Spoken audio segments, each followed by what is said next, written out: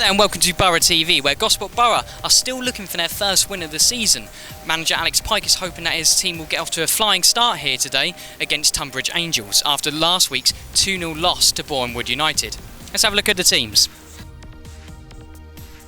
Alex Pike changes his starting 11 this week, with Barfoot replacing Ashmore in the number 1 spot and Molyneux being replaced by Forbes. Tonbridge go into this game unbeaten from the last 2 of 3 games in the league. They start with Pinney and Lovell, their 2 goal scorers from last week.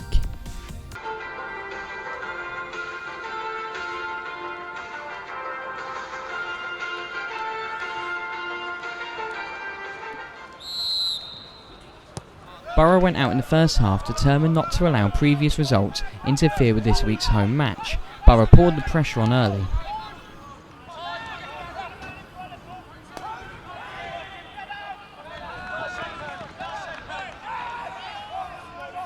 A tackle from Piper gave Borough the first free kick of the game.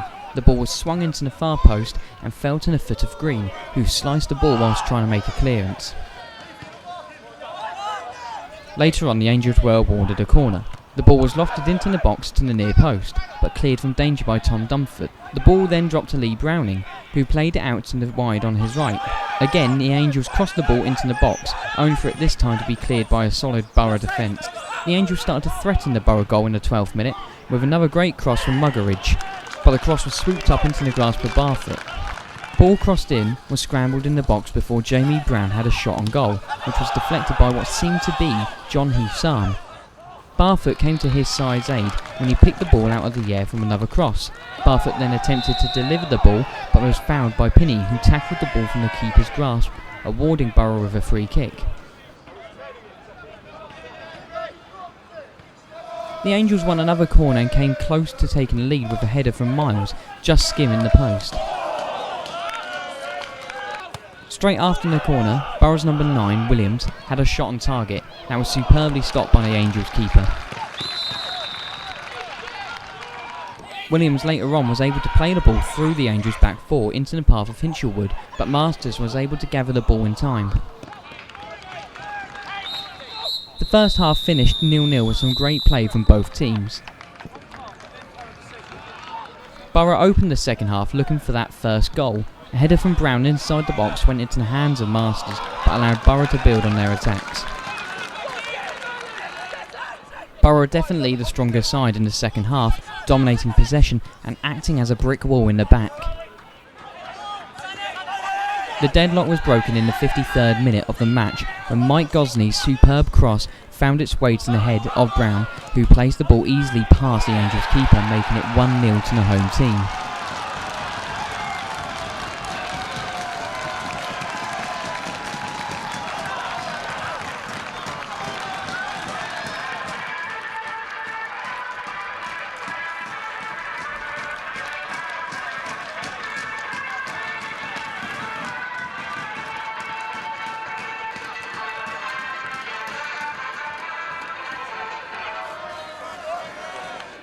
Not long after the first goal, Borough were back on the attack with Gosney leading the way forward. Masters went in to stop the ball but caught the Borough player on his way. Masters appeared to be the last man, but this was dismissed by the ref, who awarded a free kick and yellow card to the keeper.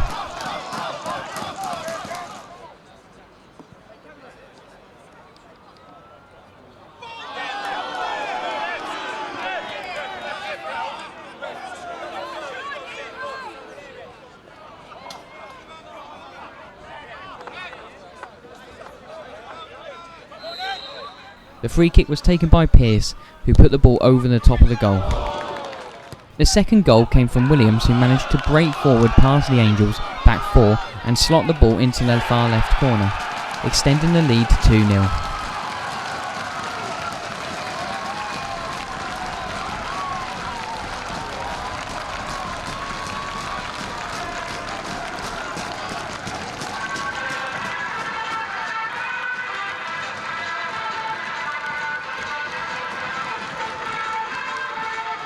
A goal kick from Barfoot ended the game. Borough, having won their first game in the Skrill South, left the field extremely happy.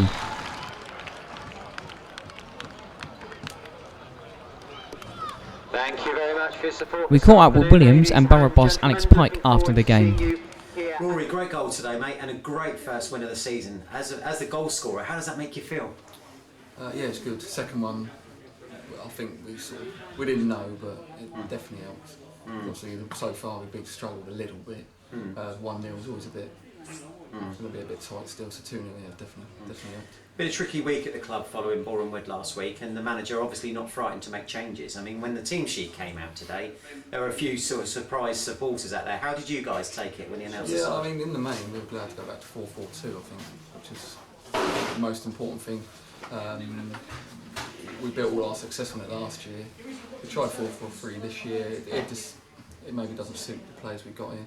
But yeah, in the main, obviously, he was always going to make changes because we're not winning. But the best thing about it was going back to 4-4-2. We can actually go home and talk about a win today. As a manager, you said in the week you weren't afraid to make the tough decisions. You certainly made them today, didn't you? Yeah, there's a bit of a danger that obviously I've got some disappointed players that I had to leave out the side today, and it's there's no way that it's only their fault. Sometimes as a manager, you've got to stick your head above the parapet and you've got to make decisions. And I felt it was right for the club and the team that. It was right to make them today, but obviously when you've dropped players, then players will take that personally and think that they've been made a scapegoat, and it certainly wasn't. You saw today, I thought we were solid in defence today. I can't think of many chances that we gave them inside the box. It was a right decision to make Jamie Brand the captain today, because I thought again he led by example, and he's very vocal out there, but all in the right areas. And I thought Sam Pearce and Andy Forbes were brilliant together. Leads me on to my next question really nicely. Andy Forbes, middle of defence, a revelation I thought today. Well deserving a man of the match. Yeah, and I suppose as a manager I've got to ask myself why I didn't do it before. I promised him when I signed him that I signed him as a forward. Never realised really how good he was as a defender. Should have done. He's played a lot of games there for Eastleigh, and other players were telling me how good he was in that position. But today I've seen for myself that every time Sam Pearce went up to head the ball, who was 5 yards off him putting the cover on was Andy Forbes, and read the game very well. And when he had to kick it out the ground, he did. When he had time to build up play, he built it up. And he thoroughly deserved the Man of the Match award. Absolutely.